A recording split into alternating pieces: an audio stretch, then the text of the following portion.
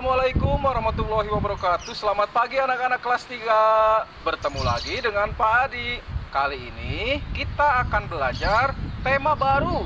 Kemarin tema 2, sekarang tema 3, yaitu benda di sekitarku. Subtema 1, aneka benda di sekitarku, untuk pembelajaran 1, 2, dan 3. Apakah benda itu? Manusia, hewan, dan tumbuhan merupakan benda. Batu, gelas, dan buku juga benda. Dapatkah kalian bisa melihat perbedaannya? Manusia, hewan, dan tumbuhan merupakan benda hidup. Sementara batu, gelas, dan buku merupakan benda mati. Benda adalah segala sesuatu yang menempati ruang dan mempunyai massa. Massa benda diukur dengan cara ditimbang. Manusia, hewan, tumbuhan, batu, dan buku menempati ruang. Benda-benda itu juga dapat ditimbang. Bagaimana membedakan benda dengan bukan benda? Apakah cahaya termasuk benda? Bagaimana dengan panas? Cahaya dan panas bukanlah benda. Cahaya dan panas tidak menempati ruang. Cahaya dan panas tidak dapat ditimbang. Perhatikanlah benda-benda di sekelilingmu. Benda-benda mempunyai warna, bentuk, dan ukuran tersendiri. Benda yang ada di sekitar kita mempunyai beragam ukuran. Ada yang besar, ada yang kecil, ada yang panjang, dan ada yang pendek. Bentuk dan warna benda juga bermacam-macam. Ukuran panjang benda dapat diukur. Alat pengukur benda bermacam-macam. Salah satunya adalah penggaris. Satuan yang dipakai penggaris adalah sentimeter. Bagaimana cara mengukur dengan menggunakan penggaris? Perhatikan baik-baik ya caranya. Misal, kita akan mengukur sebuah pensil. Caranya adalah letakkan pada angka 0 pada penggaris itu yang paling kiri ya. Pastikan angkanya 0. Lalu, kita lihat ujung yang satunya lagi dari pensil tersebut, lihat ke angka berapa. Ternyata angka 12. Artinya, panjang pensil tersebut adalah 12 cm. Lalu, bagaimana kalau kita tidak mempunyai penggaris yang dari angka 0, misalnya karena patah? Apakah kita masih bisa mengukur sebuah benda? Bisa. Misal, yang di bawah itu penggarisnya patah, tidak dari 0, tapi dari 5. Kita bisa, sama seperti tadi, letakkan yang paling kiri. Yang paling kiri adalah angkanya kebetulan angka 5. Lalu setelah itu kita lihat ujung yang satunya lagi. Setelah ujung yang pertama ditempelkan ke angka 5, lihat ujung satunya lagi, ternyata ke angka 17. Apakah panjangnya 17? Bukan, karena kita tidak dimulai dari angka 0, kan patah penggarisnya. Jadi 17 cm dikurangi 5 cm. Kenapa dikurangi 5 cm?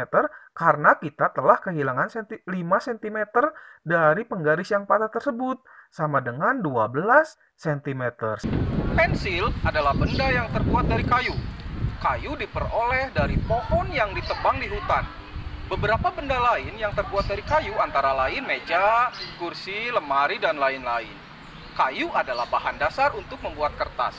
Pembuatan kertas dilakukan secara bertahap di pabrik. Kayu-kayu besar dipotong hingga sebesar korek api. Setelah itu, kayu dipanaskan hingga menjadi bahan lunak seperti bubur. Bubur inilah yang disebut bubur kertas. Fungsi hutan antara lain untuk menyerap air hujan. Hutan menyimpan air hujan tersebut dalam jumlah yang banyak. Namun, ketika hutan digunduli, membuat aliran air terganggu. Hal ini menyebabkan air menggenang. Akhirnya terjadi banjir yang mengalir ke pemukiman penduduk. Kebutuhan benda dari kayu terus meningkat. Setiap tahun banyak pohon yang ditebang untuk mendapatkan kayu. Terkadang ada sekelompok orang yang menebang pohon tanpa izin. Kegiatan ini disebut penebangan liar. Semakin lama, jumlah pohon di hutan semakin berkurang. Nah, anak-anak, kali ini Pak Adi akan bercerita tentang sebuah desa yang letaknya di pinggir hutan. Penduduknya mengandalkan hutan tersebut untuk membuat barang-barang dari kayu seperti kursi, meja, lemari, dan lain-lain. Kemudian dijual. Tapi sekarang mereka sedang menghadapi suatu masalah. Apa itu masalahnya? Desa mereka akhir-akhir ini sering terkena banjir. Hujan sedikit saja udah banjir. Hujan sedikit saja longsor. Akhirnya mereka memikirkan bagaimana caranya untuk mencegah banjir tersebut. Kepala desa selaku pemimpin desa di situ mengumpulkan warganya untuk memecahkan masalah tersebut. Ada beberapa orang berpendapat bahwa ini terjadi karena hutan terus digunduli atau pohon-pohon dari hutan terus ditebangi sehingga hutan menjadi gundul dan menjadi banjir. Oleh karena itu mereka berpendapat sudah, jangan ditebang lagi pohonnya. Tapi di satu sisi ada juga yang berpendapat tidak bisa kalau penduduk tidak menebang pohon, karena pekerjaan mereka kebanyakan adalah pengrajin yang membuat barang-barang dari kayu, dan kayu tersebut didapat dari pohon.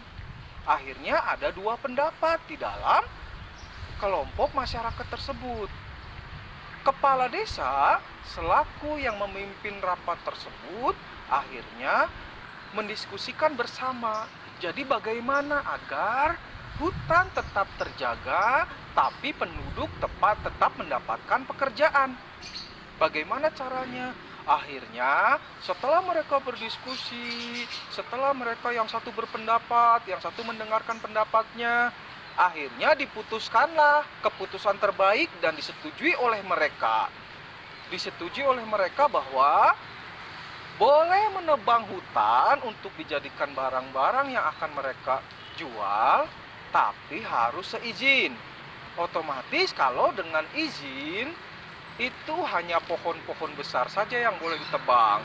Pohon-pohon mana saja yang tidak boleh ditebang itu tidak akan dapat izin untuk ditebang. Akhirnya mereka pun mendapatkan keputusan yang terbaik. Ada beberapa pendapat yang tidak disetujui bersama. Mereka berlapang dada.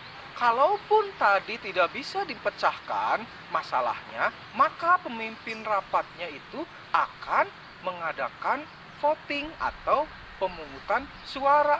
Nanti suara yang terbanyak itu yang akan diambil keputusannya. Kemudian yang menyumbangkan suara tapi tidak diambil keputusannya karena suaranya sedikit, itu harus berlapang dada. Itu adalah mereka sedang melakukan musyawarah. Apa itu musyawarah? Musyawarah adalah memecahkan suatu masalah bersama-sama.